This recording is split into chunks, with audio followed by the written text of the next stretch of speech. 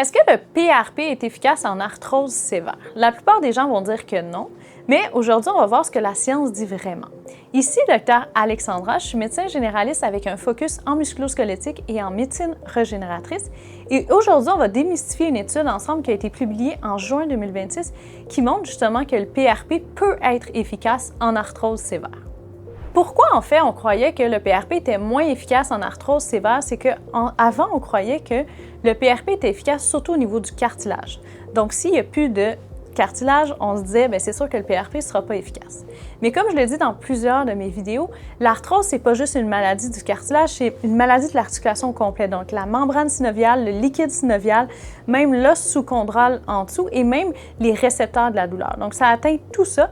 Et dans certains articles, justement, ils vont démontrer pourquoi le PRP peut être efficace même s'il n'y a plus de cartilage. L'étude dont je vous parle, c'est une étude qui est randomisée, qui a été publiée en juin 2026 et qui incluait 90 patients. Donc, c'est pas énorme, mais c'est quand même une certaine quantité. Puis, c'était toutes des patients qui étaient en attente d'une chirurgie, donc d'une prothèse totale du genou pour une arthrose, soit de grade 3 à grade 4. Donc, ils ont divisé tous les patients en 3 groupes. Le premier groupe, c'est eux qui recevaient le PRP, donc 2 injections à une semaine d'intervalle. Ensuite, il y avait un groupe qui recevait de la cortisone, donc le dépôt-médrol, une seule injection. Et il y avait le troisième groupe qui recevait seulement des anti-inflammatoires, donc le diclofénac, 2 fois par jour.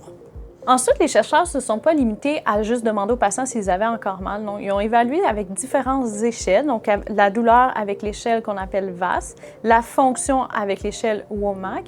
Ils ont aussi évalué la raideur et la consommation en opioïdes, donc savoir si le patient il a mal, il a besoin de prendre un opioïde.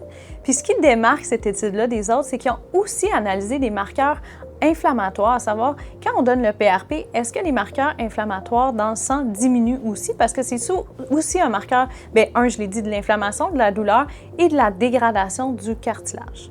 Les principaux résultats de l'étude, c'est que les patients qui ont été traités avec le PRP comparativement à la cortisone ou aux anti-inflammatoires, ils représentaient une meilleure amélioration de la douleur, de la fonction, une diminution de la raideur et une diminution de la consommation d'opioïdes.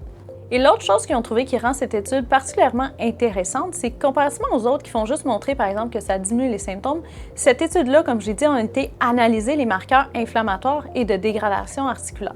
Puis dans le groupe PRP, on a vu une diminution de ces marqueurs-là, de l'interleukine, par exemple, du TNF-alpha et même du CGRP, qui est un neuropeptide impliqué dans la transmission de la douleur. Donc, il y avait une diminution, donc moins de douleur, moins d'inflammation. Et on a aussi vu une augmentation des marqueurs qui sont plutôt protecteurs. Le facteur de croissance le plus connu qui est impliqué, c'est le TGF-bêta1, qui est justement impliqué dans la réparation tissulaire, dans la synthèse de la matrice extracellulaire et dans la réduction de l'inflammation. Donc, ce que ça veut dire, dans le fond, c'est que cette étude-là montre qu'on a une diminution de l'inflammation, une augmentation des facteurs qui protègent l'articulation. Donc, ça explique le pourquoi derrière, pourquoi le PRP peut être efficace même en arthrose sévère. Donc, ces données-là vont aussi avec ce que j'observe en clinique. Donc, je vais souvent faire du PRP en arthrose sévère, puis je vois que mes patients ils ont une amélioration. Donc, ça vient expliquer le pourquoi.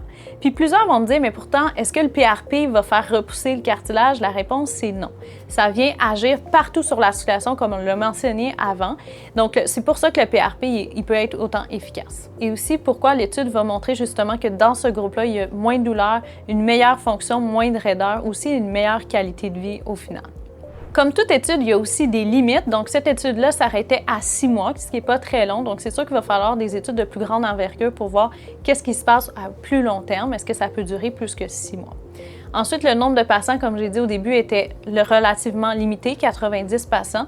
Donc, là aussi, il va falloir le valider avec un plus grand nombre de patients. Et l'autre chose qui est super importante que moi, je vais toujours vérifier dans les études, c'est de savoir c'est quel type de PRP qu'ils ont utilisé. Est-ce qu'il y avait assez de plaquettes? Puis malheureusement, ils ne mentionnent pas combien ils ont pris de millilitres de sang et donc quelle est la concentration de plaquettes qu'ils ont injectées. Par contre, avec le produit qu'ils ont utilisé, donc le type de PRP, on peut déduire qu'ils ont pris environ 30 millilitres de sang, donc il y avait environ 5 milliards de plaquettes. Moi, ce que j'utilise, puisque les études montrent de plus en plus, c'est qu'il faut au moins un 10 milliards de plaquettes, donc environ un 80 ml de sang pour avoir suffisamment de plaquettes. Donc, c'est une limite. Par contre, ils le mettent à une semaine d'intervalle. Donc, au final, après 2 injections, ils ont le 10 milliards. Donc, à voir dans les études futures aussi, si vous avez une injection avec 10 milliards de plaquettes, est-ce qu'il en faut un deuxième après une semaine pour potentialiser l'effet ou pas? Donc, au final, ce que je pense que cette étude apporte, c'est de savoir qu'on n'a pas besoin nécessairement d'écarter tout de suite le PRP quand on est en arthrose sévère. Ça ne veut pas dire que vous n'aurez pas besoin d'une prothèse éventuellement, mais peut-être qu'on peut retarder cette chirurgie-là. Donc, on a besoin de plus d'études, comme je l'ai dit, mais c'est quand même intéressant de voir que les études vont valider ce que j'observe aussi en clinique, c'est qu'il y a un certain soulagement avec le PRP, même si on est rendu à un stade où c'est os à os. Donc, j'espère que ça vous éclaircit sur le sujet. Je vais continuer justement à vous partager des études sur le PRP. Qu'est-ce que ça dit? Donc, ça, c'est une étude qui est très récente, qui a été publiée le mois passé. Donc, si jamais vous avez même des suggestions, ça va me faire plaisir de les recevoir. Donc, n'hésitez pas à liker la vidéo, à mettre vos commentaires et à vous abonner à ma chaîne.